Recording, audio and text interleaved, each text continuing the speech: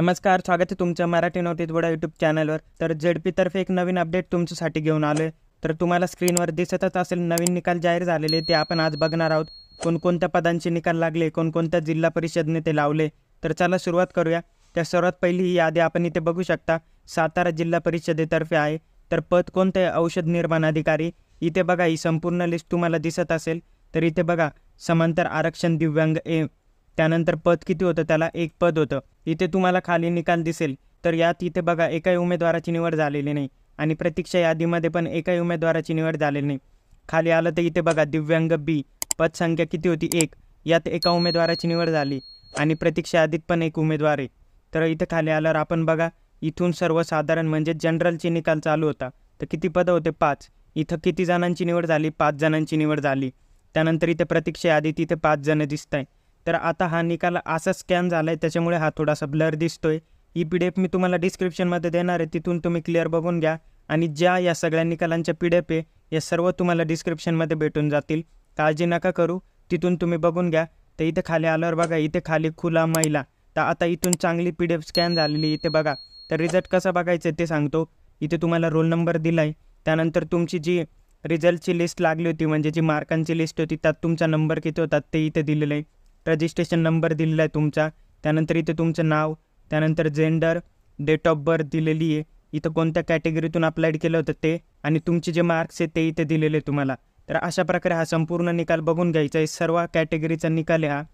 तर पुढे आपण बघूया दुसरा निकाल कोणता आहे। तर पुढचा निकाल लागला आहे सातारा जिल्हा परिषदेतर्फेच लागला आहे। पद कोणतं आहे? कनिष्ठ सहाय्यक। सेम त्याच फॉर्मॅटमध्ये हा निकाल दिलेला आहे। इथं बघा, दिव्यांग बी। तर इथे बघा, पहिला निकाल आहे समांतर आरक्षण, प्रकार कोणता आहे? दिव्यांग बी।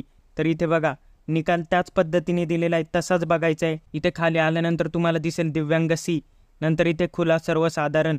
अशा प्रकारे हा संपूर्ण निकाल दिला आहे, हा पण तुम्ही बघून घ्यायचा। आता या निकालाची PDF पण अशी स्कॅन झालेली, त्यामुळे ही अशी दिसते। त्याच पद्धतीने निकाल बघायचा, इथे सर्व डिटेल इन्फॉर्मेशन तुम्हाला दिसून जाईल। त्यानंतर इथे त्यांनी कोपऱ्यात शेरा पण दिलेला आहे, की निवड सूची की प्रतीक्षा सूची, त्यामुळे तुम्हाला समजायला अजून सोपं जाईल। तर आता पुढचा निकाल बघूया। तर पुढचा निकाल आहे सातारा जिल्हा परिषदेतर्फे। तर पद कोणतं आहे? कनिष्ठ अभियंता स्थापत्य, या पदाचा हा निकाल आहे। इथे बघा, अनुसूचित जाती, दिव्यांग, पद 1, दिव्यांग प्रकार कोणता आहे? ए। त्यात किती उमेदवारांची नाव आली? तर एका उमेदवाराचं नाव आलेलं आहे। तर हा निकाल कसा बघायचा आहे? इथे बघा, तुम्हाला इथे रोल नंबर दिला आहे, इथे रजिस्ट्रेशन नंबर, इथे तुमचा रिझल्ट लिस्टमधला क्रमांक किती होता तो दिलेला आहे, त्यानंतर इथे तुमचं नाव दिलं आहे, इथे तुमचं जे जेंडर आहे ते, डेट ऑफ बर्थ, तुम्ही कोणत्या कॅटेगरीतून अप्लाय केलं होतं ते, तुम्हाला मार्क किती पडले ते, आणि तुमचा इथे शेरा दिलेला आहे। आता हा दिव्यांगाचा शेरा आहे, त्यामुळे हा एवढा डिटेलमध्ये। तर इथे खाली आल्यावर आपल्याला सर्व कॅटेगरीचे निकाल दिसतील। हे बघा, इथे भटक्या जमाती ड, दिव्यांगांचेच आहे। त्यानंतर इथे खाली आल्यानंतर इथे खाली आल्यावर इथून जनरलचे निकाल चालू होता। तर इथे बघा, ही अंतिम निवड यादी। अशा प्रकारे हा सर्व निकाल तुम्ही पाहून घ्यायचा आहे, हा पण डिस्क्रिप्शनमध्ये दिलेला आहे तुम्हाला। तर चला पुढचा निकाल बघूया। तर पुढचा निकाल लागला आहे तो म्हणजे सातारा जिल्हा परिषदेतर्फेच। पद कोणतं आहे? स्थापत्य अभियांत्रिकी सहाय्यक। इथे बघा, त्याच फॉर्मॅटमध्ये सर्व निकाल दिले, त्यामुळे तुम्हाला समजायला पण सोपं जाईल, आणि कसं बघायचं हेही तुम्हाला सांगितलं आहे। तर अशा प्रकारे हा पण निकाल तुम्ही सर्व बघून घ्या, आणि हे सर्व निकाल मी तुम्हाला डिस्क्रिप्शनमध्ये दिलेले, तिथून तुम्ही डाउनलोड करून नीट बघून घ्या। तर अशा प्रकारे हे सातारा जिल्हा परिषदेतर्फे 4 पदांचे निकाल लावण्यात आले होते।